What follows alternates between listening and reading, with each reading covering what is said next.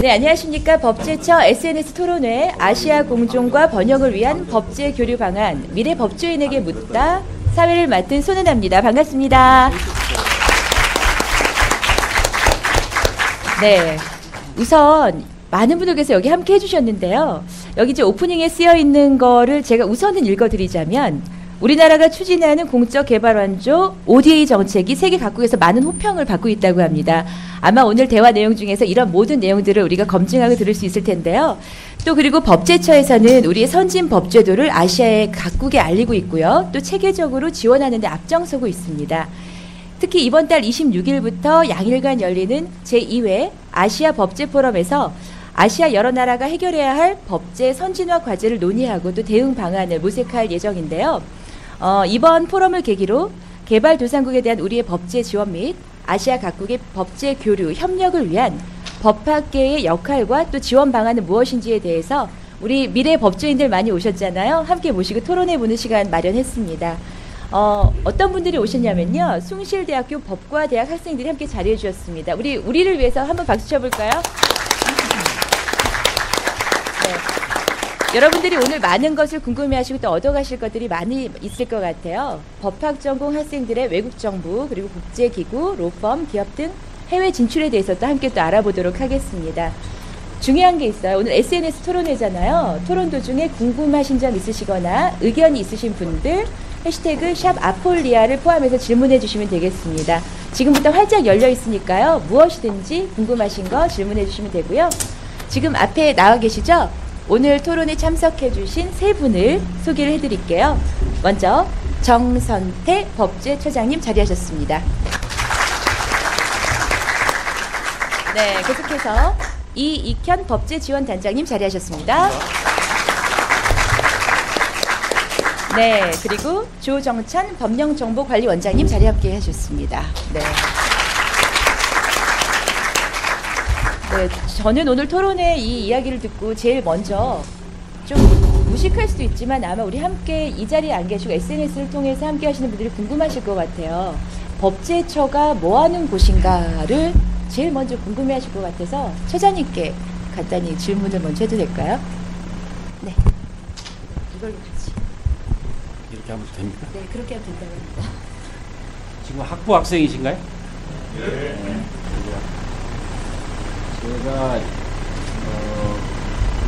79년에 여기 이제 고개 넘어 있는 학교 그때 이제 법과대학을 졸업하고 대학원을 여기에 입학을 했습니다.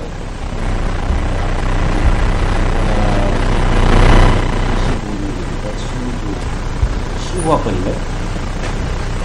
79 초공학번인가요? 79년에 하여튼 제가 입학을 했어요.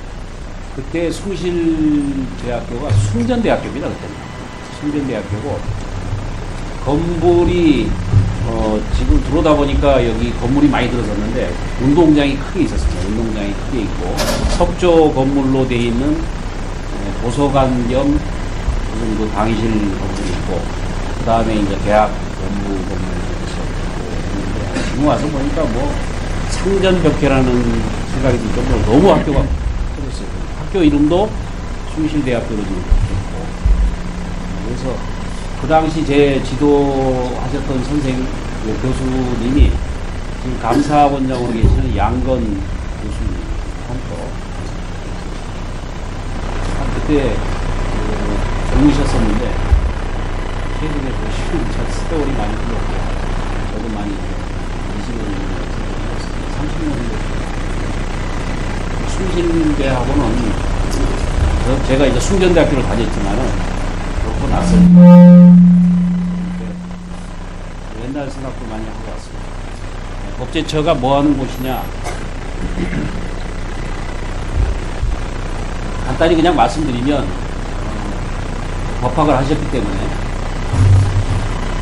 우리 헌법상 법률을 만들 수 있는 기관은 국회지만 그 법률안을 제안할 수 있는 기관은 정부하고 국회의원 두 기관으로 교육하는 것이고 정부에서 만드는 법률안에 대해서 국회에 보내기 전에 여러 가지 법 체계나 법에 대한 대용,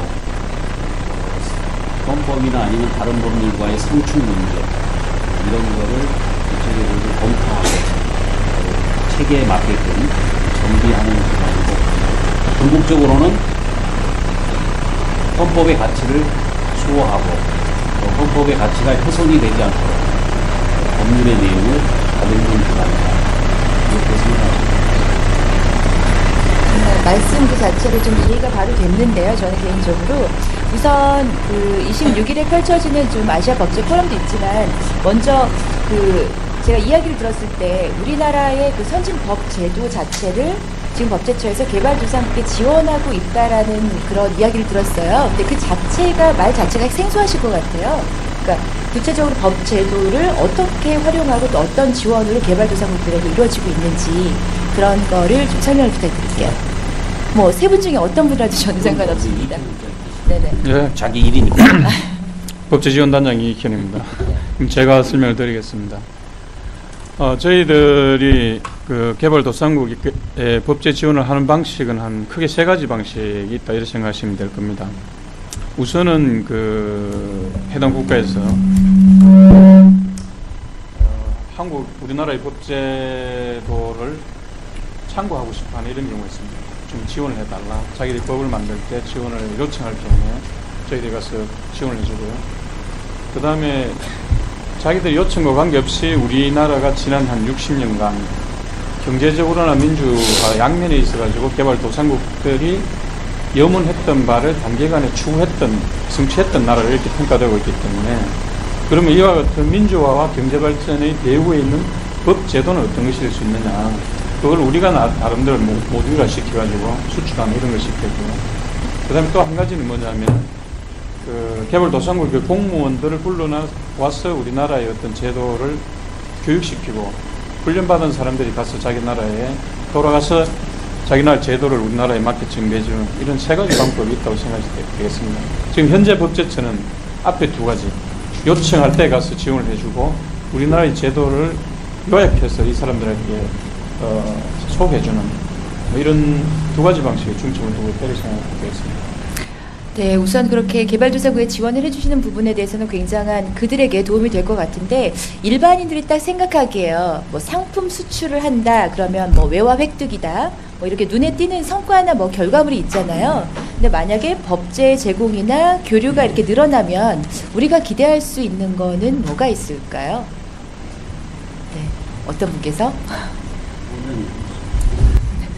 돌아가면서 하시기로 순서 정하신 것 같습니다. 복잡하지 않도록. 네, 저는 여러분 뭐 평상시에는 교수로 만나지만 그 원래 또 본업이 따로 있습니다. 우리 처장님 밑에서 산하단체를 운영하는데 법령정보관리원이라는 데가 있습니다. 그래서 거기서 부설로 또 세계법제정보원이라는 걸 운영하고 있습니다. 뭐 우리나라에서 할 일도 많은데 왜 개발도상국, 우리보다 못 사는 나라한테 뭐 법을 수출해서 뭐 하겠다는 거냐. 뭐 솔직히 말하면 수출 중에는요, 그 돈을 받고 하는 것보다는 무상으로 해준 것도 많습니다. 그럼 뭐야, 무상으로 그냥 공짜로 대주고 얻는 게 뭐가 있냐? 많습니다. 우선 그 일을 하려면 우리나라 사람들이 해외에 나가야 됩니다. 가서 결국은 우리나라 사람들 월급 주면서 해외에 나가서 일하는 거죠.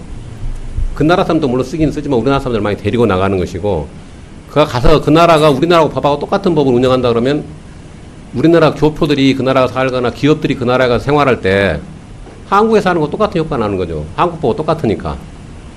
그리고 법이라는 것은 이제 인류 그 문명 중에서 제일로 최고로 발달한 형태인데, 그걸 우리나라 걸 수입했다.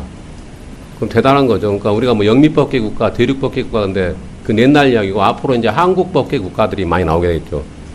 국가 어떤 그 권위를 높이는 데는 그 법제 수출이 최고로 생각합니다. 여러분들께서도 그걸 잘 이해시 바랍니다. 네. 아무래도 오늘 이 자리에 함께 하신 미래 법조인들이 또 이런 우리가 개발도상국에 많은 법제를 지원함으로써 해외에서도 일할 수 있는 일들이 또 많이 발생을 할 것 같아요. 네. 갑자기 저도 뭔가 욕심이 나네요. 그건 제가 조금 더 얘기할게요. 네. 추가 설명 부탁드립니다. 지금 학부 다 졸업하신 건 아니죠? 학부 재학생이죠? 그럼 여기서 학부 졸업하시고 숭실대학교에는 정식 로스쿨이라고 하는 건 없잖아요. 그러면 고개 너머에 있는 뭐 서울대든 아니면 뭐 신촌에 있는 연세대든 또 여기 아람동에 있는 고려대든 다른 그 로스쿨로 가셔야 될 텐데 그 길로 가겠다고 하시는 분이 어느 정도 되시나요? 손을 한번 들어봐 주세요. 나는 그래도. 대학원 로스쿨로 가가지고 변호사 자격 취득을 목표로 해서 앞으로 그거를 내 진로로 하겠다 하시는 분. 뭐 지금까지의 꿈이니까 앞으로 바뀔 수도 있지만 현재 상황에서 네. 손 우리 학생들은 비싼 없네요.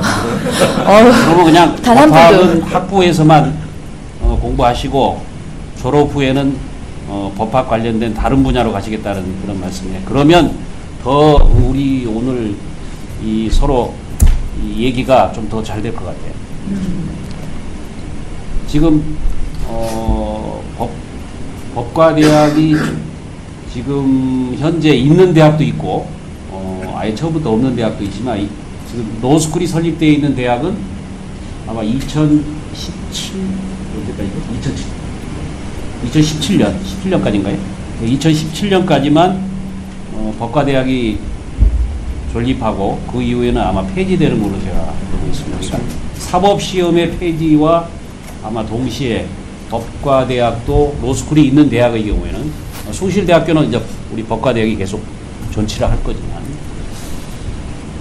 그러면 기존에 이제 변호사 자격 취득을 하기 위해서 로스쿨로 진학을 하는 학생들의 경우에는 이제 변호사 자격을 취득해서 갈 수 있지만 만약에 지금 여기 계신 분들이 나는 학부에서의 법학 공부를 마치고 다른 법학 관련된 분야든 아니면 법학과 관련이 없는 분야로 진출하시겠다는 생각을 만약 가지고 계신다면 지금 오늘 얘기하고자 하는 우리나라의 법제 수출 문제에 대해서 한번 관심을 좀 가져보십시오.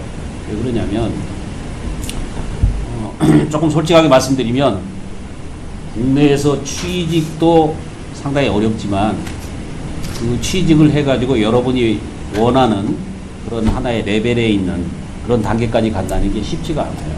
쉽지가 않기 때문에 아마 국제기구로의 진출 문제에 대해서 주변에서 혹시 기사를 봤다든가 아니면 얘기를 들으시는 분들이 있으면은 조금 제 얘기하고 좀 실감이 있을 텐데 지금은 저희가 6월 27일 하는 이 법제 수출 관련된 국제 포럼이 아직은 시작 단계입니다. 아직은 시작 단계지만 이게 5년 또 앞으로 10년 되면 아시아 국가에서 우리나라 법 체계를 가져다 쓰는 국가가 상당히 많을 거예요. 그럼 왜 그 법 체계를 갖다 쓰는 의미가 있냐면 여러분들 이 다음에 한번 기업에 취직을 하셔서 보시면 알지만 기업이 지금 국내에서 생산되는 물건이든 용역을 판매하는 것만 가지고는 존립할 수가 없습니다. 세계를 향해서 자기가 만든 제품이든 용역을 수출하지 않고서는 존립할 수가 없어요. 그래서 여러분들이 만약 그런 기업으로 진출하신다면 더더욱 우리나라의 법제가 아시아 각국이나 아니면 전 세계에 이 전파가 된다는 게 얼마나 중요하다는 것을 아실 거예요. 왜? 우리한테 익숙한 법제니까. 전혀 생소한 법제를 만약에 여러분들이 일하는 과정에서 업무상 막다트린다면은 우선 이해하기도 쉽지 않을 뿐더러 법이라고 하는 것은 모든 것을 담는다 하지만 요약되어 있는 정말 정제된 문구만 있는 게 법률 아닙니까? 그거 가지고 어떻게 다 이해를 할 수 있겠어요? 그 밑에 있는 무한한 그 법이 만들어진 배경이나 이런 거는 쉽게 이해되는 게 아닙니다. 그게 만약에 우리나라의 법제와 비슷한 법제라면 훨씬 더 여러분들이 하고자 하는 활동이나 아니면 얻고자 하는 걸 쉽게 얻을 수 있다는 겁니다. 그런 분야에 대해서 좀 관심이 있다면은 우선 6월 그 우리 27일 회의도 한번 가보셔가지고 도대체 무슨 얘기를 하고 있는지부터 한번 들어보세요. 한번 들어보시고. 기말고사 언제 끝납니까? 다음 주면 다 끝나잖아요. 바로 어디 여행 가려고 하지 마시고 내 미래를 위해서 또 내 장래를 위해서 한번 내가 투자를 한번 한다고 생각하시고 그날가 있고 더 많은 지식을 원한다면 우리 법제처 이 해당 파트하고도 얘기를 한번 해보시고 그렇게 하십시오. 제 말이 좀 이해되십니까? 네, 오케이. 네. 네, 토론도 좀 궁금하신 거 있으시면요, 뭐 손을 들으셔도 좋지만 잠시 후에 건 하고 중간중간 그 해시태그 샵 아폴리아로 질문 보내주시면요, 잠시 후에 그 질문에 대한 답변 또 해드리도록 하겠습니다. 질문 안 하시면 시킵니다. 그러니까요. 어떤 질문이 나갈지 몰라요. 네, 또 여기 교수님도 계시니까 또 반영이 될 수도 있습니다. 네, 이제 26, 27일부터 킨텍스에서 그 아시아 법제 포럼이 이제 추진이 되고 시작이 되는데요. 궁금한 거는 뭐 이제 시작 단계라고는 하지만 아시아 법제 포럼을 정말 추진하게 된 실질적인 배경이 있을 것 같아요. 네, 그거에 대해 설명을 좀 부탁드릴게요. 예, 알겠습니다. 방금 처장께서 말씀하셨듯이 우리 법제의 수출이라는 것이 굉장히 중요하다. 그 말씀을 드렸습니다. 근데 아폴리아는 사실 우리 법제를 수출한다는 이것이 실질적인 그 목적이 많이 있습니다. 그리고 지금 저희들이 이것이 상당히 적기다 이렇게 생각하는 거죠. 개발도상국가들, 특히 아시아 국가들은 우리 한국을 모델로 찾고 있는 나라가 굉장히 많이 있습니다, 지금이. 근데 그 사람들이 일정한 그 발전 단계로 가버리면 사실 다른 모델을 따라갈 수 있는데요. 지금은 상당히 민주화, 경제가 양쪽에서 다 상당히 성공적인 모델로 한국을 꼽고 있기 때문에 이럴 때 우리가 보이진 않지만은 법제라는 이걸 갖다가 이 사람들한테 수출을 해보자. 이것이 상당히 큰 목적이 있다 이렇게 생각하시면 되겠습니다. 그리고 사실은 거기에 대해서 성과도 많이 나타나고 있고 관심도 많이 보여주고 있습니다. 그렇다면 이것이 좀 더 발전된다면은 여기서 공부를 하시는 분들도 국제적인 무대에서 내가 가지고 있는 한국에 대한 법 지식을 활용할 수 있는 이런 기회도 많이 주어지지 않을까 이렇게 생각됩니다. 네. 질문 없으면 저희가 직접 하겠다고 시킨다고 했더니 하나가 왔네요. 우선 아이디 HUNEY KONG님이 아폴리아라는 뜻이 뭔가요? 라고 보내셨어요. 이제 어느 분 답변하실 차례죠? 제가 네. 아폴리아는 언뜻 봐가지고는 여성의 이름 같이 이렇게 들릴 겁니다. 그러니까 그거는 저희가 이제 상당히 좀 친밀감을 하기 위해서 장명을 할 때 했던 거고, 에이시안 포럼, 그러니까 AFOLIA입니다. 아폴리아. 그러니까 에이시안 포럼 오브 레지슬레이션. 그 다음에 아이가 인포메이션, 레지슬레이션 인포메이션. 그러니까 아시아 포럼 오브 법제 정보, 그 다음에 affairs라고 하는 말이 붙습니다. 근데 그거는 통상적으로 영어에서 information 뒤에 affairs란 말을 붙인대요. 예, 그래서 Asian Forum of Legislation Information Affairs. 예, 그러니까 아시아의 포럼을 하는데 법제, legislation, 법을 만드는 데 있어서 관련된 정보에 관련된 포럼이다. 이런 얘기입니다. 예, 그러니까 아폴리아. 예. 네, 아폴리아로 이렇게 줄여주셔서 감사합니다. 굉장히 기네요. 네, 여튼 아폴리아 뜻은 아셨죠? 26일이 제2회라고 들었고요. 제1회가 작년에 인천 송도에서 열렸다고 해요. 아시아 법제 포럼이. 그리고 각국 대표를 포함해서 한 2,500여 명이 참석했다고 합니다. 이런데도 엄청난 규모만큼 성과도 있었을 텐데 과연 성과가 어떻게 있었나요? 네. 네, 서로 돌아가시면서 하시기로 듣고 서로 이제 또 바꾸십니다. 제가 네. 업무를 맡고 있기 때문에 제가 말하는 것이 딱 적절할 것 같습니다. 우선 성과는 두 가지 면에서 나타나고 있습니다. 하나는 그 아시아 국가 간의 유대 강화가 됐다는 것. 각종 MOU를 체결하고 체결하고 싶다는 이런 요청들이 많이 쇄도하고 있습니다. 그럼 또 하나는 우리 법을 많이 알리는데 계기가 됐다. 예를 들면 우리나라 지난 60년간의 경제법제 분야에서 가지고 경제법제 60년사를 저희들이 발간해와 배포하였고요. 그다음 그 외에 이제 각종 우리 법제에 대해서 정보공개법이나 부패방지법, 말산업육성법 이런 것에 대해서 관심이 있는 나라들이 많이 있습니다. 네, 그럼 계속해서 아마 계속 답변을 하셔야 될 것 같은데, 그 제2회가 열리잖아요. 첫 회와 비교해서 중점적으로 추진하는 부분이 혹시 뭐 다른 게 있나요? 네. 제가 좀 집중적으로 답변을 하게 되네요. 네. 우선 제1회는 관심을 모으고 컨센서스를 형성하는 그것이 주된 목적이 되겠습니다. 그래서 그 부분은 저희들이 기대했던 것보다 굉장히 많은 열기가 있었고요. 2,500명, 그리고 30개국 이상의 대표자들이 모였다는 것. 상당히 성과라고 생각됩니다. 그래서 두 번 제2에서는 우선은 이제 이것을 국제적인 정기적인 어떤 모임으로 공고하는 이런 목적하고, 그 다음에 이제 그 대상 분야를 좀 특화를 시켰습니다. 우선 농촌 근대화 쪽, 그다음 중소기업 육성에 관한 법제, 그 다음에 지금 이제 북한과 우리의 관계, 중국과 이런 쪽 관련해서 남북 법제, 그리고 또 이제 녹색 법제가 저희들이 이제 각 세계적으로도 좀 선도하는 법제라고 할 수 있기 때문에 녹색 법제 등 약 15개의 어떤 주제에 관해서 그 전문 세션을 갖게 됩니다. 좀 조금 어렵게 들리실 거예요, 아마. 예, 근데 이렇게 생각하십시오. 지금 저도 법과대학을 다녔지만은 우리가 배우는 법이 헌법 배우죠. 또 민법, 또 상법, 그 다음에 형법, 그 다음에 행정법, 그 다음에 민사소송법, 형사소송법, 그 다음에 이제 조금 노동법 같은 것도 좀 배우고, 요즘은 제가 법과대학 그 커리큘럼을 제가 제대로 안 봤지만 그 외에 많이 있을 거예요. 예, 근데 그거는 어떤 면에서는 그냥 총론이라고 생각하셔도 돼요. 그러니까 아주 기본적인 그런 콘텐츠, 또 기본적인 법 체계에 대한 해석. 근데 여러분들이 배운 이런 기본법이나 아니면 절차법, 또 실체법, 이런 내용들이 행정이나 정치나 또 사회나 문화나 각 분야에서 어떻게 이게 작동이 되고, 그런 법들에 관련해 가지고 여러 행정 분야 또 각 분야에서의 법들이 어떻게 이게 만들어지고 또 무슨 문제가 있는지 작동하는 과정에서 그거를 한번 현장에 와서 얘기를 들어보시면 조금 거리감도 있을지 모르지만은 여러분들이 배웠던 그 기본적인 내용에 대한 거를 조금 더 다시 한번 되새겨 볼 수 있을 겁니다.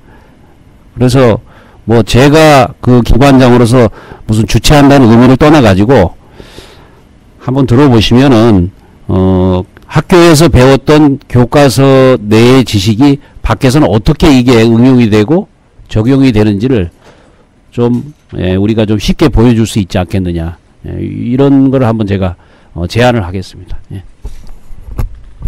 네. 지금 샵 아폴리아로 보내주신 분이 계시는데요. 아이디 TINOS. 법제 수출이 가능한 우리나라의 우수 법제는 무엇이 있나요? 라는 질문을 하셨어요. 네. 드디어 교수님의 발언권이 생겼습니다. 네. 우리나라는 이제 외국법을 갖다가 좋은 것만 골라가지고 했고, 또 아까 우리 이제 이 국장님이 우리가 민주화, 산업화를 굉장히 단시간에 이루어했다 했죠. 저 어렸을 때만 해도 정말 보릿고개 이래가지고 엄청 가난했습니다. 근데 지금은 세계의 한 10위권 국가 경제 규모가 그렇게 되는 급속도 성장을 했고, 또 민주화도 우리 처장님이나 저 대학 다닐 때는 수업이 없었어요. 데모하느라고. 학교 문을 다 걸어잠그고. 근데 지금은 데모할 필요가 별로 많지가 않죠. 데모할 거리도 별로 없고. 그만큼 이제 사회 각 분야가 데모 안 하고 다른 방법으로 얼마든지 국민의 의사를 퍼출 수 있는 그런 자유로운 사회가 됐다는 이야기인데, 이걸 최단 기간에 동시에 한 나라가 이제 우리나라가 거의 드문 케이스다. 그래서 아시아 각국에서 이제 그런 것을 중요시하는 것 같아요. 그러니까 우리가 법도 잘 만들어 놨지만은 그 법이란 게 민주화 산업화를 최단시 압축 성장을 시키고, 그 다음에 또 그걸 법치를 기반으로 했다. 그러니까 저 법은 배워볼 만하다. 사실 우리나라 모든 법이 다 연구 대상인데, 아까 우리 분과 15개 중에서 특히 이제 그 농촌 군대화 이런 것은, 여러분 새마을 운동 아시죠? 옛날에 새마을 운동이 세계에서 지금도, 우리나라는 이제 한물 갔는데 외국에서는 그거 해야지 잘 산다. 새마을 운동의 배경이 되는 법 같은 건 없냐? 그게 사실 농촌 군대화에 관련된 여러 가지 법들이 있거든요. 이제 그 시골 사람들은 정신을 새로이 하고, 나라에서는 법제를 가지고 지원하고, 이게 동시에 됐기 때문에 우리가 그걸 성공을 얻은 거죠. 그 다음에 중소기업들 육성하는 문제, 여러 가지 분야들이 있고, 이제 그런 그 경제적인 눈에 보이는 거 말고도 행정심판법이 우리 법제처단에 쭉 운영했는데, 그게 일본에서 우리나라 법을 베끼려고 덤벼드는 법입니다. 맨날 우리가 일본 법 베끼다고 생각하는데, 행정심판법은 일본 애들이 우리나라 거 베끼려고 그러고 있고, 또 헌법재판소법도 잘 돼 있는 제도 같다 이렇게 생각하고 있고, 또 아까 말한 부패방지법, 우리가 아직은 부패가 좀 있긴 있지만은 그 법은 잘 돼 있어요. 법을 안 지키는 사람들이 좀 있는지 모르겠지만. 그리고 또 그 행정절차법도 우리 행정법이 가장 기본적인 행정절차법이거든요. 그 법도 우리가 벌써 15년 전인가 해가지고 지금 세계적인 수준으로 끌어올려놨습니다.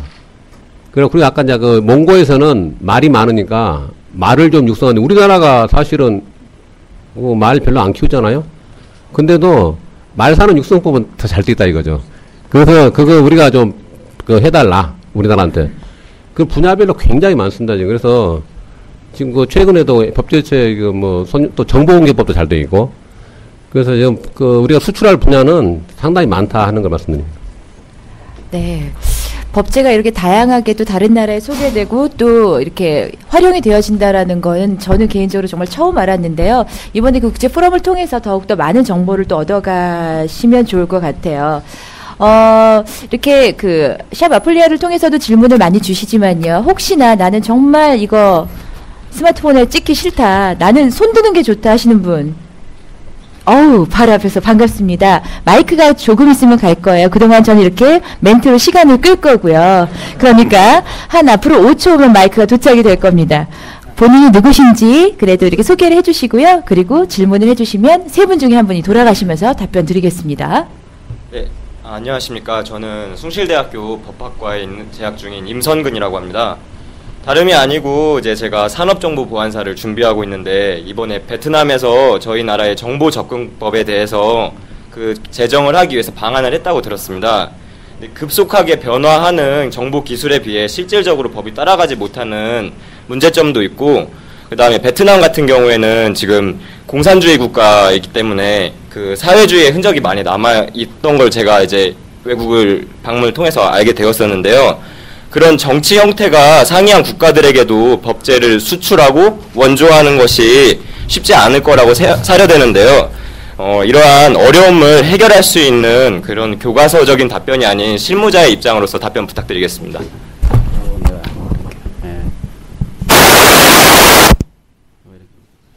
마이크 상태가 안 좋으네. 몇 학년이세요? 3학년입니다. 3학년.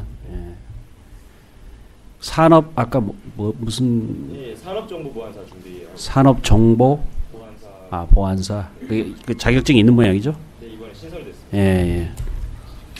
저는 참 선택을 참 잘하신다고 생각을 해요. 우선 두 가지로 제가 답변을 드릴게요. 우리 한국, 중국, 일본 이렇게 한번 우선 생각을 한번 해봅시다. 정치 체계를 한번 보세요. 중국은 아까 말씀하신 사회주의 체계입니다. 예, 사회주의 체계. 우리는 자유민주주의 체제죠. 예, 물론 이제 우리 북쪽에는 사회주의 체제지만 일본은 천황제를 중심으로 해가지고 자본민주주의 이렇게 체제가 되게. 거리상으로는 여기서 북경까지 비행기로 몇 시간입니까? 1시간 반이에요. 1시간 반. 일본 2시간 이내입니다. 이렇게 가까운 나라가 그만큼 상반된 정치체계를 가지고 있죠. 예? 하지만 법제를 들여다보면 정치에 대한 법제는 다를 수 있을지 모르지만 중국도 지금 급속하게 지금 산업화가 되고 있기 때문에 산업화에 관련된 법제는 비슷할 수밖에 없어요. 지금 저희가 중국 측에 제공한 법제 중에는 중국의 요녕성이라고 하는 성이 있습니다. 요녕성의 영구시라고 하는 성이 있는데 요녕성에서 지금 무슨 사업을 하냐면 요녕성이 바다를 끼고 있어요. 항해를. 그 바다를 매립해 가지고 이 산업단지를 만듭니다. 근데 우리가 지금 생각하는 산업단지를 생각하시면 안 돼요. 거의 한반도의 경우에 따라서는 4분의 1 정도의 산업단지를 만들어요. 바다를 매립한다는 얘기죠. 그럼 거기에 입주하는 기업이 어느 나라 기업이냐면 우리나라 기업이에요. 우리나라 기업. 우리나라 기업들이 자본을 가지고 들어와서 설비를 하고 제품을 생산해서 중국에도 소비하게 하고 중국 밖으로도 수출하게 하고. 왜? 똑같은 제품이라도 중국 사람들이 메이드 인 차이나와 메이드 인 코리아는 다르게 생각합니다. 같은 상품이라도 한국 기업이 와서 만들었다 그러면 가격을 높게 받을 수 있어요. 그러니까 중국 입장에서는 가급적 한국 기업을 유치하려고 지금 와서 홍보도 하고 실제로 많은 기업들이 지금 들어가서 설비도 하고 지금 활동을 하고 있는데 우리 한국 기업 입장에서는 지금 아까 말씀하신 사회주의 법 체계로 해놓으면 그거 활동하겠어요? 안 되죠, 그게. 그래서 우리나라 산업단지에 관련된 법제를 다 가져갔습니다, 자기들이. 그만큼 그 사람들은 상술에 대해서 능하다는 얘기죠. 편리하게끔. 거기 와서 기업을 하는 사람들이 실제로 편리하게끔 만들어주는 거죠. 정치 체제는 사회주의적이지만 실제로 이 기업 관련된 법제는 자본주의 체제에 맞게끔 만들어주는 거죠. 왜? 기업이라고 하는 건 자본주의 체제 하에서 만들어지고 영업활동하는 거 아닙니까? 그러니까 베트남도 마찬가지. 자기들에 대한 기본적인 정치 체제는 사회주의로 할 수밖에 없지만 경제활동에 관련된 법은 자본주의 체계의 법을 가져올 수밖에 없다는 거죠. 예.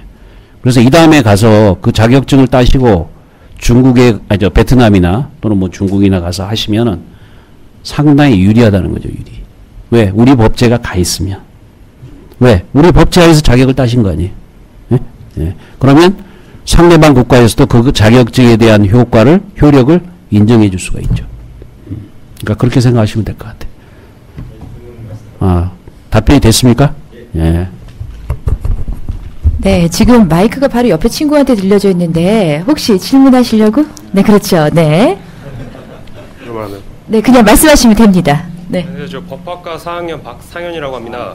그리고 제가 이제 지금 아름다운 재단이라는 공익재단에서 그 인턴 근무를 하고 있어서 그 전부터 한번 법제처에 대해서 이제 여쭤보고 싶었던 질문이 있는데 지금 이제 저희가 지난주 금요일 날 대한상공회의소에서 이제 국내 민간 공익재단이 이제 법령이 어떻게 돼 있고 그리고 현황이 어떻고 그리고 앞으로 이제 어떻게 나아가야 할 방향에 대해서 저희가 세미나를 가졌는데 그래서 제가 그 준비를 하면서 이제 법제처 국가법령정보센터에서 공익재단 설립법도 같이 찾아보고 그래 같이 했는데 이제 법제처에서 아까 말씀하신 대로 법제처의 주요 업무가 헌법 가치를 수호하는 데 있어서 그러니까 제가 이제 관심 분야가 비영리 사회복지인데 그러면 헌법적으로도 지금 정부 주도로서 뭐 기초생활수급자를 보호해주거나 그런 제도가 있지만 또 이제 보편적으로 다른 이제 비영리 재단이나 다른 모금 재단으로서 이제 도움을 받는 손길도 분명히 많아서 그게 이제 어떻게 정부 이제 법제처의 보조적 역할을 하고 있다고 보는데 지금 이제 그 법령이 예전 우리가 이제 70년대, 80년대 대기업들이나 이제 재벌들이 공익재단을 설립하는 걸 기준으로 아직도 이제 법이 그대로 굳어 있어서 오히려 이제 지금 추세는 이제 민간재단이 자신의 자본을 조금 출연해서 모금 위주로 하는 형식을 하는데 그 법에 이제 과거에 갇혀서 지금 재단을 만들거나 운영하기가 힘들고 그리고 또 이제 허가주의라서 그 행정청이 이제 설립 요건을 갖추더라도 주무관청에 이제 재량권이 좀 많이 가서 인가 받기도 힘든 상황이 있고 사후 관리도 제대로 안 되고 있는데 그 이제 발전을 앞으로 한다고 하면은 지금 이제 복지가 또 화두에 오르고 그런 상황에서 법제처의 입장은 어떻게 이제 이 분야에서 뭐 준비하시거나 그런 논의되는 게 있는지 여쭤보고 싶습니다. 네. 거의 아주 뭐 최고 수준의 질문. 말씀하신 대로 법인이라는 게 이제 사람 역할하는 거거든요. 법이 만든 사람인데, 그게 이제 꼭 필요한 존재이긴 하지만은 잘못 만들어 놓으면은 그 사람 하나 잘못 나는 꼴이 되어버리니까 그 사람 잘못 나면 골치 아프죠. 그래서 이제 옛날에는 허가주의 해가지고 굉장히 국가의 통제를 많이 했죠. 그리고 이제 아까 재벌들이 뭐 세금 회피 이런 걸 목적으로 해서 공익재단을 많이 만들었는데 그것은 이제 좀 국민 정서에 재벌들이 저렇게 편법으로 그 아들한테 물려주려고 저렇게 한다. 규제를 강화해라. 그래가지고 그 이제 법제처가 직접 만든 법이 별로 없는데 그 공익법인 설립 운영이라는 법률을 우리 법제처가 직접 드래프트를 하고 만든 법입니다. 근데 법제처가 우리 서장님 계셨으면 그렇게 안 만들었는데 그 당시만 해도 그래가지고 굉장히 규제적인 요소가 강해요. 근데 왜냐하면 그것은 국민들이 이렇게 원했기 때문에 그 당시에 재벌들은 이제 손 좀 봐야 된다. 그래가지고 공익법인에 대해서는 그 이사 구성부터 시작해서 굉장히 까다롭게 해놓고 교체도 못하게 해놓고 국가에서 감독을 강화해놨는데 이제 아름다운 재단 가게 같은 이런 요즘 나오는 그런 또 법률 때는 국가 간섭 너무 심하니까 오히려 자유스럽게 못하겠다 그런 측면이 있는 것 같아요. 근데 솔직히 지금 질문 받기 전까지 저는 그 생각을 못했어요. 제가 아는 것은 법무부에서 법인 일반을 앞으로 이제 준칙주의로 바꾸겠다 그래서 그 일정한 요건만 정해놓고 허가를 않고 그 요건만 갖추면 바로 설립할 수 있게 우리 소장님께서 오셔가지고 제일 역점적으로 할 게 뭐냐면 원칙 허용 예외 금지라는 게 있습니다. 옛날에는 원칙적으로 금지해놓고 예외적으로 허용하니까 굉장히 그 인허가 받기 힘들었죠. 근데 이래가지고 나라 발전 못한다 그래가지고 원칙 허용 예외 금지 바꾸는데 앞으로 법인도 그 법무부가 우리 소장님 뜻에 이제 따른 것 같이 보이는데 그 설립 그 준칙주의로 바꿔가지고 하겠다. 근데 그렇게 되면 아까 공익법인 설립 운영 법률도 좀 손을 봐야 될 때 있지 않겠나. 근데 아직도 사실은 공익법인이 뭐 요즘 학교법인 같은 것도 많이 있잖아요. 근데 그 학교 국가에서 감독을 좀 해야 되는 법인도 있어요. 그 종류별로 잘 나눠가지고 그게 맞게 하는 게 중요하다고 저는 생각이 됩니다. 네. 아름다운 재단이라는 게 아름다운 가게하고 연결되어 있는 거예요. 아름다운 재단이 기본 뿌리로 있고 거기서 이제 나온 게 아름다운 가게. 박원순 씨는 박원순 시장이고 교수님 그 답변이 법무부에서 지금 저희들 그 인허가 시스템 변경에 대한 거를 원칙적으로 허용해주고 예외적으로만 금지한다는 식으로 바꿨어요. 원칙적 금지에서 예외적 허용이 아니고, 그러니까 그거에 따라서 아까 말씀하신 공익법인에 대한 설립이나 운영도 앞으로 상당히 규제가 완화될 거다. 그래서 그 대상에 지금 그 공익법인에 관련된 법이 들어가 있어요. 시간은 좀 걸리지만 본인이 원하는 방향으로 아마 갈 거다 이렇게 생각하시고, 안 되면 또 자꾸 건의를 하세요. 질문하시고. 그 질문을 갖다 보니까요, 왜 SNS로 좀 보내지는 게 적은가 했더니 정말 질문 내용이 굉장히 길어요. 그래서 그 안에 넣기가 힘드시죠? 그러니까 짧게 넣으셔도 저희가 대강 알아듣고 대답할 테니까 샵 아플리아로 바로 보내주시고요. 아이디 GOMBURY 님이 한국도 이건 좀 냉정해요. 좀 잘 어떤 분이 대답하실지 빨리 대답해 주세요. 아주 냉정하진 않지만 지금까지 질문에 비해서, 그러니까 한국도 한때 헌법이 장식에 불과했던 시절을 극복하고 민주화가 됐습니다. 솔직히 한국의 법 수준은 어느 정도인지요? 경제 수준과 비례합니까? 네. 총대 매셨습니다. 네. 지금 이게 SNS 통해서 들어온 네네, 질문이죠. 맞습니다. 예. 얼마 전에 한번 발표가 됐죠.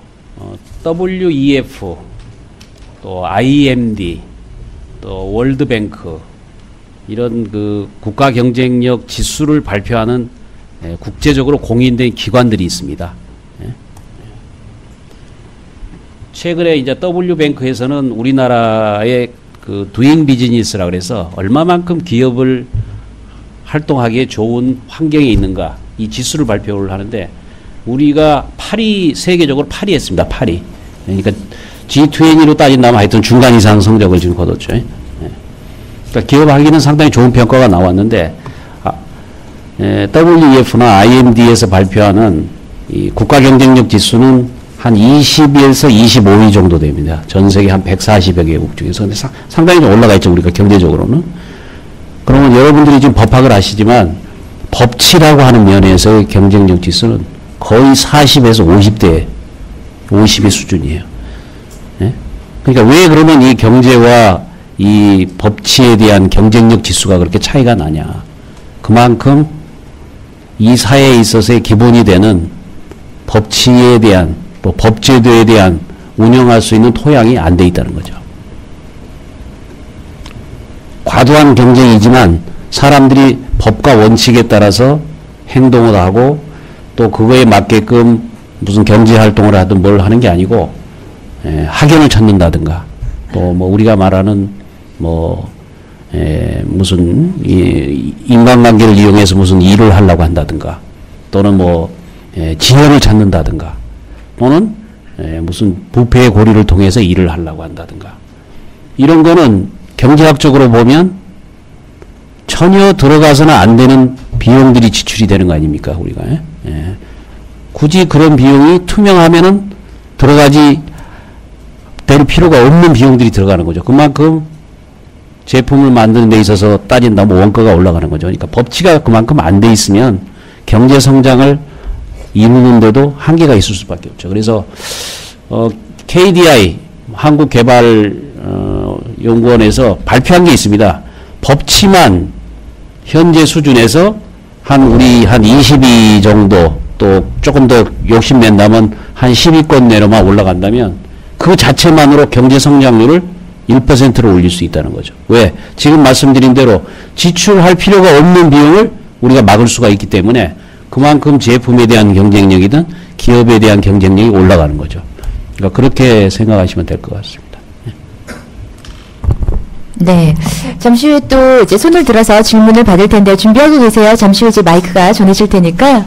옆에 친구도 하실 거예요? 아, 그러시구나. 그러니까요. 공부 잘하는 학생들 앞에 앉잖아요, 원래. 네, 그래요. 그러면 우선 SNS 이 질문 조금 뒤로 넘기고 마이크 갖고 계시니까 질문을 받을게요. 안 가지고 계세요? 마이크 켜주셔야 될 거 아까 끄지 않으셨나요? 켜주셨어요? 네. 숭실대학교 법학과 4학년 주형락이라고 합니다. 이게 법제를 수출한다, 교류한다라는 말씀을 하셨는데요. 실질적으로 저희가 보는 것은 이제 물건 수출이나 이런 것만 상상을 해왔지 어떤 제도가 수출된다는 걸 잘 알지 못했거든요. 그거에 대한 구체적인 과정을 좀 설명해 주셨으면 감사하겠습니다. 제가 답드릴게요. 우리나라의 대외 원조하는 방식이 있습니다. 방식이 있는데 ODA라고 하는 아마 인터넷 들어가시면 다 나오기 때문에 다 아실 거예요. ODA라고 해서 그래서 이거는 외교통상부에서 주관하는 사업입니다. 그래서 저기 아프리카나 아시아의 좀 개발도상국가 또 상당히 좀 낙후되어 있는 국가들에 대해서 지금 말씀드린 대로 하드웨어 중심으로 병원을 지어준다든가 지금 우리 공영방송 보면 누굽니까 영화배우 안성기 씨가 와가지고 유니세프에 대한 홍보를 많이 하시잖아요. 영아들이 굶주림과 질병으로 인해 가지고 고통받고 죽어가는 모습 보이면서 전화해달라 이런 프로그램이 많은데 그런 거는 ODA 사업 중에서 어떤 면에서 하드웨어죠. 병원을 지어줘야 되고 또 실제로 병원이 운영될 수 있는 돈을 줘야 되고 약품을 주고 필요하면 의사도 보내주고 간호사도 보내주고 또 그런 국가일수록 교육시설이 낙후되어 있을 수밖에 없지 않습니까? 그러니까 이런 훌륭한 시설은 아니지만 비를 가릴 수 있는 바람을 막을 수 있는 교실을 지어준다든가 또 아프리카 같은 경우에는 지금 상당히 가뭄이 심해서 물을 찾는 것 자체가 어려워요. 물론 땅 깊이 파면 지하수가 있지만 그거를 팔 수 있는 돈과 그런 게 없기 때문에 그런 자금을 우리가 원조해가지고 우물을 파서 그 물을 가지고 식수를 쓴다든가 아니면 농업용수를 쓸 수 있다. 이런 거는 하드웨어를 통해서 우리가 하는 겁니다. 근데 그거는 아주 기초적인 원조 방식이고 어느 정도 단계를 탈피한 국가 입장에서 볼 때는 지금 미얀마가 그렇습니다. 미얀마가 지금 한 50년 이상의 세국 정책을 피다가 지금 개방을 하거든요. 대외적으로 개방을 합니다. 이게 투자를 해달라. 애국 기업들의 상대로 세금도 우리가 깎아주거나 아니면 세금도 부과하지 않고 또 이 나라에서 기업 활동에서 번 돈은 자기 나라로 가져갈 수가 있어야죠. 그래야 기업이 들어갈 거 아닙니까? 그 나라에서 못 가지고 나오면 기업이 들어가겠어요? 그러면 세금을 깎아주고 거기서 번 돈을 가지고 나올 수 있는 뭐가 돼야 됩니까? 제도가 만들어줘야죠. 제도가. 말로만 대통령이 세금을 깎아주고 돈을 가져갈 수 있게 외환 시스템을 만들어주겠다고 얘기해서는 안 되잖아요. 실제로 만들어줘야죠. 그게 법제 아닙니까? 법제. 그러면 그 국가가 그런 경험을 이때까지는 안 했잖아요. 우리는 옛날에 그런 시대를 겪어오면서 대외적으로 개방해가지고 애국의 기업을 유치해서 옛날에 우리가 마산 수출 자유지역이니 다 그런 거 아닙니까 지금? 여러 가지 우여곡절이 있었잖아요. 그 중에서 노동 문제도 있었고 복지 문제도 있었고 세금 문제도 있었고 뭐 여러 가지 문제 그걸 다 경험을 했기 때문에 우리의 법제를 보면 그동안에 우리가 겪었던 시행착오 또 이런 법제를 운영을 하면 어떤 문제가 생긴다는 거에 대한 여러 가지 답안들이 나와 있죠. 그러면 그 국가들 입장에서는 우리의 법제를 가져가면서 우리가 겪은 여러 가지 시행착오 우리의 경험, 우리의 지식 이런 것까지 같이 가져가면 우리가 10년 걸려서 구축한 거를 그 사람들은 5년, 빠르면 3년 그만큼 시행착오를 줄일 수 있으니까 그렇게 할 수 있다는 얘기죠. 그런 토양이 돼야 우리나라 기업도 진출할 거고 일본 기업도 진출할 거고 중국 기업도 진출할 거고 미국 기업도 진출할 거고 그러니까 그런 시스템을 알기 때문에 일본 정부나 또는 미국이나 이런 데는 이미 10년 전부터 제품이나 아니면 돈만 주는 게 아니고 그 토양 위에서 법제가 어느 정도 구축이 돼서 자기의 나라 기업들이 가서 활동하기 편할 수 있게끔 이런 인프라를 까는 작업을 벌써 해왔어요. 우리는 상당히 뒤처진 겁니다. 근데 지금 하지 않으면 이제는 영원히 따라갈 수가 없는 거죠, 이게. 그러니까 지금부터라도 열심히 해야 되겠다. 그래서 우리가 그동안에 해왔던 여러 가지 그런 경험 이런 거를 우리가 나눠주겠다. 또 경험을 나눠주면서 그 국가에 대해서는 우리 원조 자금도 같이 갈 수 있게끔 유관부처하고 협조해서 해주겠다. 그러니까 많이 올 수밖에 없죠, 지금. 그렇게 이해하시면 될 것 같아요. 네, 이해가 되셨을 줄로 믿으면서 우선 이 질문부터 할게요. SNS 질문인데 한국 법제를 만들 만큼 우리 법이 개도국에 매력적으로 다가갈 수 있다고 보시나요? 그 이유는 무엇인가요? 또 실제로 우리가 개도국에 전해서 잘 자리 잡고 있는 법이 무엇이는지 알려주세요 하셨는데 아까 뭐 간단히 자리 잡고 있는 법은 설명해 주셨지만 네. 간단하게 말씀드리겠습니다. 우선은 뭐 법 그 자체가 매력이라기보다는 우리 한국의 그 발전 경험, 지내온 경험이 이 사람들한테 매력으로 작용한다고 봅니다. 한번 생각을 해보십시오. 여기서 막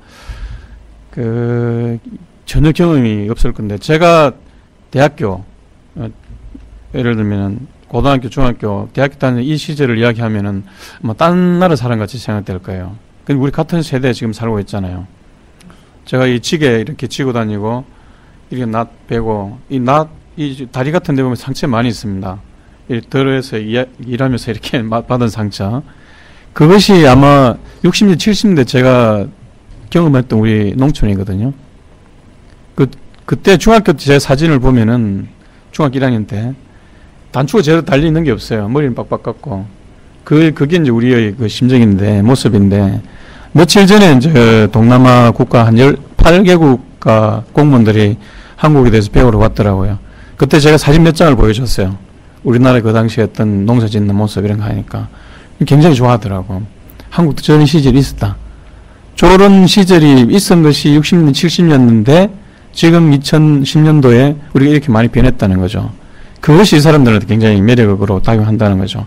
여러 가지 의문이 있겠지만은 그 중에 그러면은 이러한 것을 추진해 왔던 법제는 어떤 것이 있느냐. 그 분야에 대해서 물음을 가질 수 있다는 거죠. 그리고 실제로 이제 그런 관심을 갖고 저희들한테 계속 이제 그 벤치마킹을 하러 오는 나라들이 있고요. 가장 활발하게 이제 저희들한테 관심을 보이는 나라가 베트남 같은 나라입니다. 그리고 캄보디아, 미얀마 이런 나라고요. 근데 이것이 이제 저희들이 만약에 이겨서 그 사람들의 욕구에 충족을 시키지 못한다면은 이 사람 다른 나라 모델을 따라가겠죠. 일본 모델을 따라갈 수도 있고요. 아니면 중국이 어느 정도 여기서 더 발전하면 중국 모델을 따라갈 수 있다는 거죠. 그렇기 때문에 사실상 저희들이 좀 더 서둘러야 되는 이런 부분입니다. 그런데 어떤 부분이 그러면 우리나라 법제를 도입해가 이 사람들이 정착해가 잘 운영되고 있느냐. 그건 지금 유감스럽게도 많지 않습니다. 지금 아까도 말씀드렸지만 지금 초기 단계고 이것을 좀 더 조직적으로 시스테미컬하게 해보자 하는 것이 이제 우리 아폴리아라는 것을 만들어가지고 좀 정리시키면서 우리가 자원 배분을 의식적으로 하고 해 나가자고 하니까 조금 좀 늦었죠. 어떻게 보면 일본 같은 데는 우리보다 좀 앞설 수 있고요. 최근에 구체적으로 나타나는 것이 베트남 같은 데서 우리나라 정보공개법. 이 사람들이 사절단을 만들어 갖고 와서 직접 배우고 각 부처를 방문하고 이 사람들이 그걸 가지고 돌아가서 필요하다면 우리 해당 분야의 법제관을 보내달라고 자문을 구하거나 아니 법을 만들어놔서 그걸로 끝나는 건 아니잖아요. 나중에 그 시행 과정에서 어떤 시행착오 어떤 문제가 발생했는지 이런 문제들은 저희들이 계속 그 자문을 구해줄 수도 있고 교류를 통해서 우리 제도를 정착시킬 수 있는 뭐 이런 식으로 운영돼 나가겠죠. 네, 아이디 KIMGANEGO927님께서 질문해 주신 내용이었고요. 잘 답변 들으셨을 줄로 믿겠습니다. 이제 우리가 아시아 법제 포럼 제2회 이거를 빼놓을 수가 없는데요. 이제 며칠 후잖아요, 사실. SNS 질문 하나 더 드릴게요. HITIT3님께서, 아시아 법제 포럼이 올해로 2회를 맞이한다고 들었는데요. 앞으로도 계속 우리나라가 주최국으로 매년 행사를 할 건가요? 그렇다면 법제도 수출이 단계적으로 이루어지는 건가요? 라고 하셨어요. 올해도 오고 내년도 오실 건가 봐요, 이분은. 네, 그래서 질문하신 것 같아요. 예. 아마 작년에 참여하신 분 같은데, 예, 금년에도 꼭 오시기 바랍니다. 예. 지난 5월 달에, 짧은 일정이지만 중국 북경을 다녀왔습니다. 중국의 지금 정법대라고 해서, 이 중국 정부의 핵심 간부들을 배출하는 상당히 중국에서는 전 세계적으로도 유명한 그런 대학입니다. 거기, 개교 60주년 행사가 있었어요. 왜 거기를 갔느냐 하면, 물론 이제 거기뿐만 아니고 저희들이 인민대학교도 들리고 또 저희 법제처 같은 기능을 하고 있는 중국 국무원의 법제판공실, 또 우리나라 국회와 같은 기능을 하고 있는 중국의 전국 인민대표자 회의, 법제공작위원회 이런 데도 들렸습니다. 그래서 내년도에 이 아시아 법제 포럼은 중국 정부에서 주최국이 돼서 개최해 줄 것을 요청했고 중국 정부에서 상당히 적극적으로 검토해서 결과를 알려주겠다는 답변을 들었습니다. 그래서 저희들이 바라는 것은 한국 정부에서 이렇게 계속 행사를 추진하는 게 아니고 내년에는 중국, 내후년에는 일본, 또 그 다음에는 아시아의 다른 국가들이 주최국으로서 참여할 수 있는 기회를 저희들이 부여를 하려고 합니다. 네, 사회자로서 행복한 시간입니다. 손 들고 질문하실 분 있다는 얘기 들었습니다. 어떤 분이신가요? 네. 네, 앞에. 사실 이렇게 많은 분들께서 함께 토론해 주시고 참여해 주시는 게 준비하신 분들을 위해서도 그렇고 우리 모두에게 다 좋은 것 같아요. 그런데 앞에서 또 손을 딱 들어주시니까 앞쪽에 네, 초록색 오심. 네, 저는 또 뛰어가시는 동안 시간을 때워야겠죠. 네. 여러분, 뛰어가시는 마이크 들고 계시는 우리 진행위원을 위해서 큰 박수 부탁드릴게요. 네, 오늘 애써주고 계십니다. 중고중문학과 4학년 이기용이라고 합니다. 법제 수출에 관련해서 이제 법이란 게 그 나라만의 특수한 사정이나 상황 같은 게 이제 포함이 되어 있는데 이제 이를 수출하려고 하면 이제 상대국에 안 맞을 수도 있고 해서 여쭤보는 건데요. 혹시 이를 위해서 우리나라 법제도를 수출을 위해서 일반화하거나 정형화 또는 표준화하는 작업이 따로 있나요? 네, 교수님 타임입니다. 네.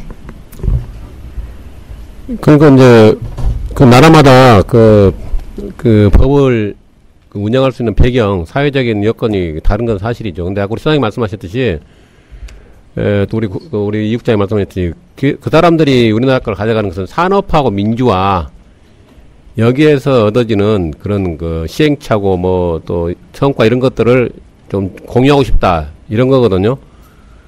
근데 이제 방금 우리 학생은 중국어 전공을 했다는데 학생이 많이 필요해요. 왜냐하면은 중국에 또 우리가 법을 만들 때 그 나라 사람들의 어떤 정서 같은 것도 고려해서 만들면은 더 좋은 법이 나오겠죠.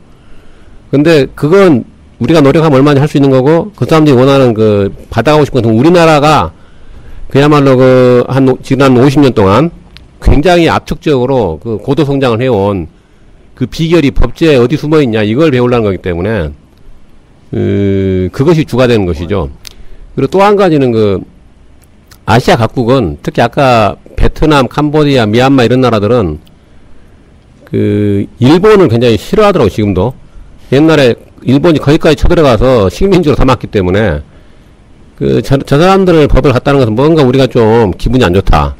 근데 우리 한국은 다행인지 무량인지 우리도 식민지를 겪었기 때문에 또 식민 지배를 해본 경험은 없기 때문에 그러면 굉장히 좋은 것 같아요. 일본은 그래서 자기들 법은 팔아먹고 싶으니까 국가가 나서면 안 되니까 이제 나고야 대학이라는 대학을 내세워가지고 좀 위장해서 팔아먹으려고 하는데 아시아 각국이 다 알고 있죠. 그래서 국가 상장 나가니까 나고야 우리 법제처는 앞으로 이제 국가적인 차원에서 직접 해주니까 그 점에서 있어서 일본보다 늦게 시작했지만은 더 빨리 성과가 늘 거라고 생각합니다. 조금만 내가 보완 드릴게요. 지금 우리 교수님께서 나고야 대학을 얘기하셨는데, 일본 정부에서는 일본 정부가 직접 나서지 않고 나고야 대학의 아시아법 연구소라는 걸 이미 10년 전에 설립을 했습니다. 그래서 정부에서 예산을 보조를 해서 나고야 대학 측에서 아시아 각국에 있는 유수 대학교의 대학원 과정이 주로 주가 되겠던데, 그 사람들을 비용을 줘가면서 일본에서 유학을 시키면서 그 나라의 법에 대한 논문을 쓰게 합니다.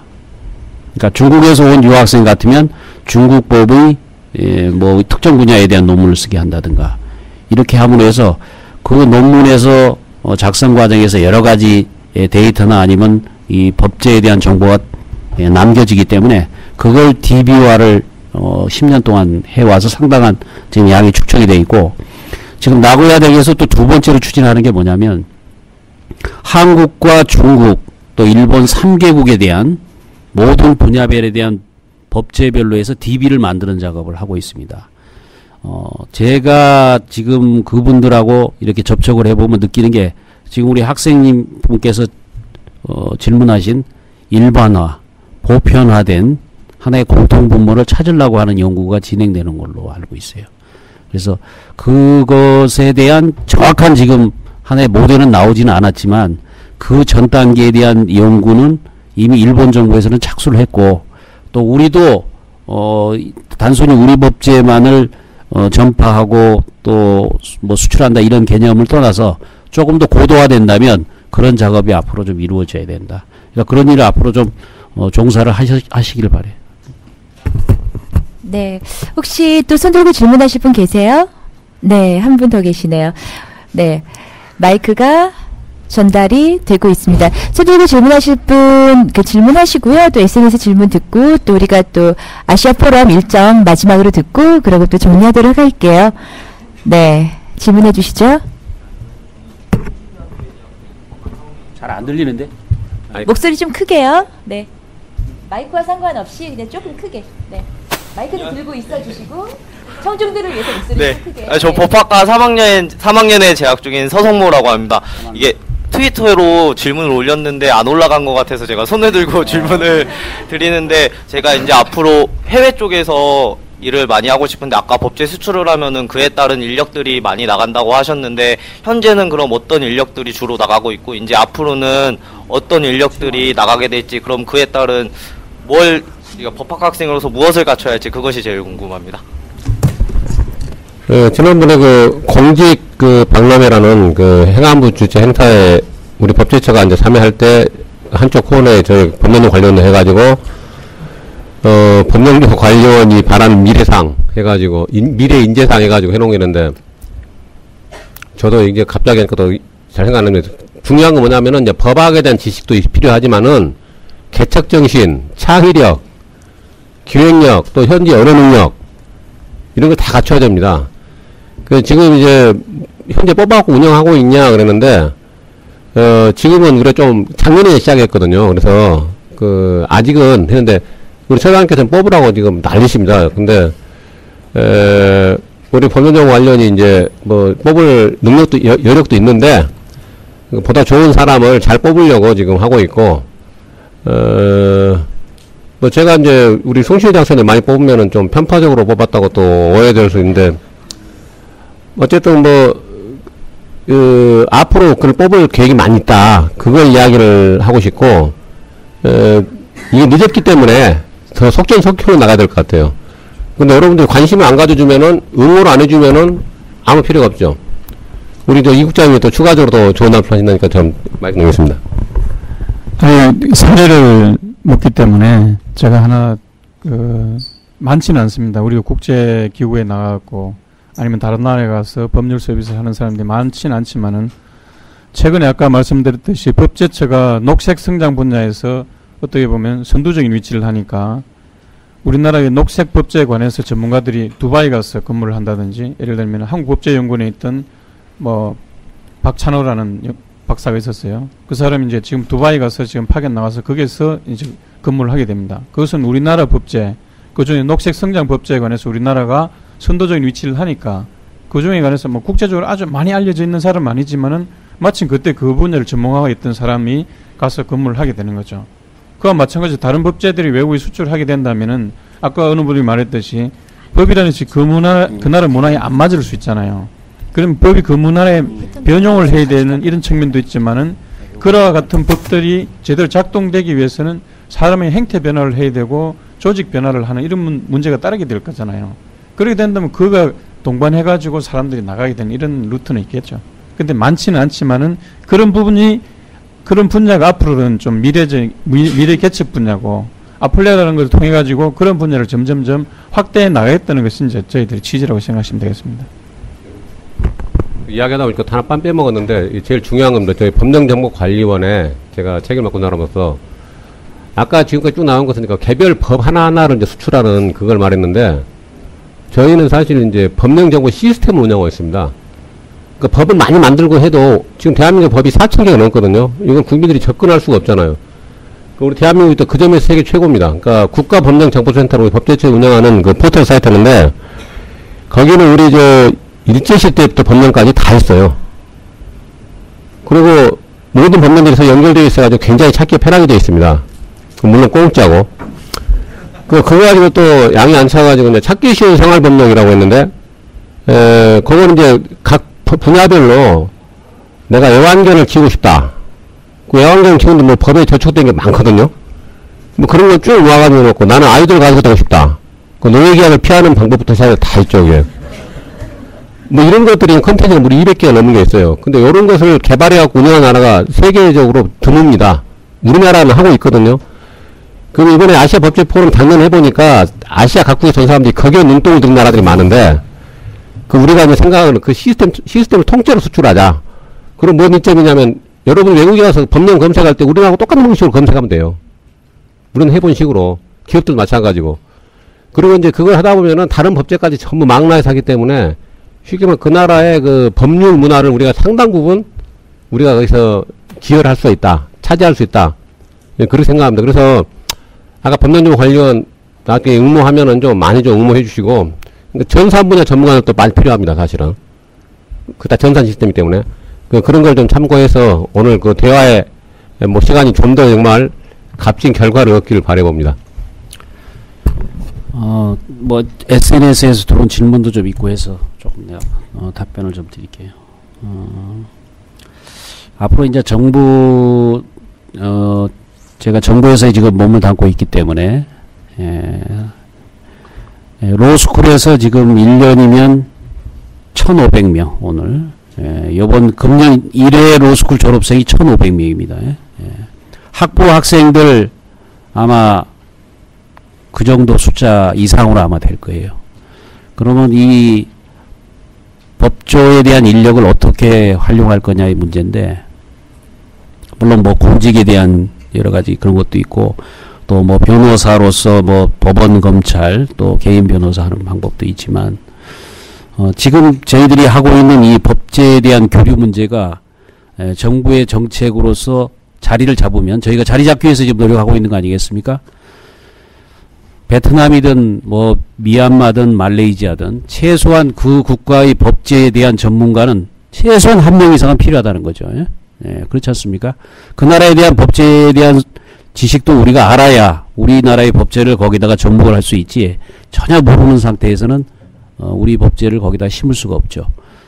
그래서 정부 정책으로서 특히 국립대학교, 뭐 숭실대도 마찬가지겠습니다만은 정부에서 대학원 과정에 장학금을 준다든가 해서 그 지역에 베트남 같으면 하노이 대학으로 유학을 보낸다든가 해서 현지에 대한, 아까 우리 원장님 말씀대로 언어에 대한 부사 능력, 언어에 대한 이해 능력이 제일 중요하죠. 그 다음에 가장 기본적인 국제어라고 할 수 있는 영어 정도는 어느 정도 할 수 있고, 그 나라에 대한 법제에 대한 하나의 전문가가 된다면 그거는 독보적인 전제가 될 수밖에 없어요. 그리고 지금 베트남 같은 경우에는 한국 기업, 뭐 대우를 비롯한 기업들이 굉장히 많이 진출되어 있기 때문에 본인이 가지고 있는 그런 재능을 충분히 발휘할 수 있는 그런 전문가가 될 수가 있다. 그래서 다시 한번 내가 말씀드리지만은 그냥 일반적인 그 법학도로서 이렇게 생각하는 것도 좋지만 아까 우리 원장님 말씀하신 나는 좀 파이오니어 역할을 좀 한번 해보겠다 하면 분명히 그런 시대가 옵니다. 그것도 멀리 있는 게 아니고 몇 년 후에는 와요. 서울대학교에서도 최근에 아시아태평양법 연구소가 발족이 됐어요. 그만큼 우리는 이제 아시아라고 하는 이 속에서 우리가 또 경제 성장도 하고 국가가 발전하는 것이지 별개로 뛰어놀 수가 없어요. 그러니까 생각이 있으시다면 물론 그게 쉽지는 않을 겁니다. 자기가 특정 국가에 대해서 난 숭실대학교에서 좀 장학금 제도도 그런 방향으로 좀 운영할 수 있으면 하기를 좀 기대를 해봅니다. 네, 이제 정말 마지막으로요. 이제 아시아 법제 포럼 며칠에 열리잖아요. 일정하고 어디서 하는지는 알아야 될 것 같아요. 네. 네, 저한테 가장 중요한 건 아시아 법제 포럼입니다. 네. 아시아 법제 포럼은 6월, 지금 이번 달입니다. 지금 15일 정도 남았는데요. 6월 26일 환영 리셉션을 시작을 해서 27일, 28일, 29일, 3일간 경기도 일산 아시죠? 경기도 일산 킨텍스가 지금 제1전시관, 제2전시관 이렇게 나눠져 있는데요. 제1전시관에서 개최됩니다. 27일, 28일은 각 아까 그 메인 분과, 주제별 분과 이런 법제를 가지고 토론을 하고요. 29일은 각국 대표들이 우리나라의 어떤 중요한 삼성이나 SK 같은데 산업시찰을 가는 이런 형식으로 구성되어 있습니다. 저희들 홈페이지를 방문해 주셔도 되고요. 여러분이 아까 가지고 계신 분들이 있는데 저기 그 등록 그 포맷에 따라서 저희들한테 보내주셔도 됩니다. 온라인을 통해서나 오프라인을 통해서나 등록도 많이 해주시고 많은 관심을 가지시고 참여를 해주시기 바랍니다. 그리고 내 국제 무대에서 아니면 다른 나라 법제에서 아니면 앞으로 취업이나 이런 데서 관심이 있다면 참여해 주셔가지고 언제든지 질문해 주시면 저희들이 도와드리도록 하겠습니다.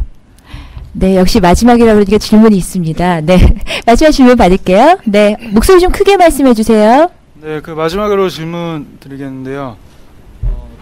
뭐 밝고 긍정적이고 희망적인 뭐 질문들이 있는가 하면 또 이런 말씀도 드리고 싶습니다. 얼마 전에 전 대통령이 재산이 얼마 없다고 신고가 됐는데 그럼에도 불구하고 육사 사열대에 올라가서 경례를 하고 또 그에 맞물려서 그 후임 대통령은 그 집안에 돈을 맡겼다가 비자금이 탄로가 나서 지금 검찰 조사를 받는 걸로 알고 있습니다. 이런 걸 봤을 때 어떤 사건이 일어났을 때 그러니까 법을 제정할 때 예방에 관한 법을 제정하는 것도 중요하지만 어떤 사건이 일어났을 때 그에 대한 심판을 하는 법을 제정하는 것도 중요하다고 생각을 합니다. 그리고 아직까지 민주화가 됐음에도 불구하고 그게 아직 명확하게 심판이 되지도 않았고 그에 대한 어떤 법률이 없기 때문에 또 미온적인 반응이기도 합니다. 또 국회에서도 국회의장이 또 돈 봉투 사건도 있기 때문에 이건 전체적으로 어떤 커넥션을 따지지 않고 법제처에서 혹은 좀 중앙 기관 쪽에서 제대로 된 법을 만들었으면 좋겠다고 생각을 하는데요. 이에 대해서 어떤 법에 대한 예정이 있거나 아니면 지금 진행하고 있는 법이 있는지 알고 싶습니다. 부탁드립니다. 뭐 사실 그 법은 이제 잘 되어 있다고 생각이 되는데 이제 집행 과정에서 여러 가지 이제 뭐 증거를 확보하는데 좀 어려움이 있다거나 뭐 이런 것들이 있지 않을까 또 생각이 되고요. 제도적인 미비점은 또 그 계속 보완해 나오고 있는 것 같습니다. 지금 국민권익위원회가 현 정부에 들어 출범했는데 지금 저희 그 법령정보 관련에다가 그 권익위에 관련 여러 가지 법들을 그 고쳐달라 영역이 들어와 있는데 그 중에 부패 방지 그쪽에 굉장히 그 초점을 맞춰가지고 하고 있고 뭐 부패 방지만이 아니라 뭐 이해관계 뭐 충돌 등 그 공무원들이 어떤 조금이라도 사심을 가지고 일할 수 있는 부분들을 다 찾아내가지고 법으로 막자 그걸 좀 해달라 저희들이 지금 용역을 하고 있습니다. 그래서 그 결과가 나오면은 우리 질문한 학생한테 조금 마음이 좀 후련해질지 모르겠는데 근데 사실 이제 사회의 어떤 부정적인 면을 또 보면은 마음이 안 좋고 그런데 뭐 그런 데서 건전한 또 비판을 또 가져야 되는 거지만은 다른 사람들이 이렇게 이제 했을 때 좀 부끄러워서 그런 거 못하도록 우리 각자가 좀 더 전체적으로는 그런 분위기를 만드는 게 중요할 것 같아요. 아직까지는 뭔가 내가 조금 법을 지키면은 나만 손해보는 거 아니야 이런 생각이 있는 것 같은데, 그런 분위기를 바꾸려면은 법을 안 지키면 손해본다, 그런 게 나타나도록 다른 사람들이 좀 법을 지켜가지고 똑바로 생활을 해주면은 제일 빨리 온다고 생각합니다. 근데 그게 쉽지가 않아서 그렇죠. 이제 제 법학 입문 강의 또 전 학생들한테 제가 여러 번 또 수시로 하겠지만은 사회의 어떤 문제에 대해서 정의감을 가지고 하는 거 굉장히 중요한 일입니다. 근데 표출한 범위에서는 우리가 지성인들이기 때문에 조금 더 지적을 해야 되고, 방금 말씀하신 제도적인 개선 그런 것도 지적해 주시니까 이제 답변을 많이 드릴 수 있어서 다행인데, 정부로서가 열심히 노력하고 있습니다. 어느 정부가 그 노력 않겠습니까? 그러니까 다만 그 노력을 한 만큼 이제 국민들한테 뭔가 좀 아직도 아쉬움이 남아있는 게 그 문제인데, 그건 또 선진국에도 마찬가지 있는 것 같더라고요. 그러니까 앞으로도 정부 하는 일에도 좀 관심 가져주시고, 특히 우리 서장님, 아까 제가 소개 잠깐 했지만 옛날 모래시계 검사로 날리는 분입니다. 정의감 그러면 정말 투철하신 분입니다. 그러니까 그런 공자들이 많이 계시는 걸 알면서 좀 기대해 주시기 바랍니다. 네, 아무래도 저는 이제 법에 대해서 정말 여기 계시는 어떤 분보다 정말 몰랐던 사람인데, 오늘 이 시간 통해서 좀 관심이 조금 더 생긴 것 같아요. 아마 마지막 질문에서 이제 제가 느낀 거는 우리 그냥 법조인, 미래 법조인을 포함한 우리 모든 국민들이 조금 더 관심을 갖고 조금 더 나아서야 될 것 같습니다. 법제 포럼을 통해서도 많이 관심 가져주시고요. 저도 최근에 뭔가 궁금해서 법제처에 들어가서 의료법에 관련해서 좀 이렇게 검색을 해봤더니 바로 쭉 뜨더라고요. 그래서 제가 원하는 정보를 찾았어요. 이렇게 작은 것부터 관심을 가져주시고 함께 해주시면 좋을 것 같습니다. 이제 마무리하면서요, 처장님 마지막 오늘 어떻게 소감이랄까? 네, 부탁드릴게요. 79년도 하여간 학교가 조그마할 때죠, 그때는. 예. 그때 다녔던 그 추억도 좀 되살릴 수 있어서 좋았고, 저희들 대학 다닐 때보다는 지금 다니시는 분들이 여러 가지 취업이나 또 진로 문제 이런 것 때문에 고민이 아마 많으실 거예요. 물론 정부가 모든 걸 다 해결해 드렸으면 좋겠지만 현실적으로 그렇지 못한 점이 많이 있을 겁니다. 하지만 지금 젊다는 것 이상으로 좋은 자산은 없습니다. 왜? 젊기 때문에 얼마든지 갈 수 있는 길이 열려 있다는 얘기죠. 벌써 저희 세대만 해도 현재까지 살아온 방식을 바꾼다는 건 쉽지가 않아요.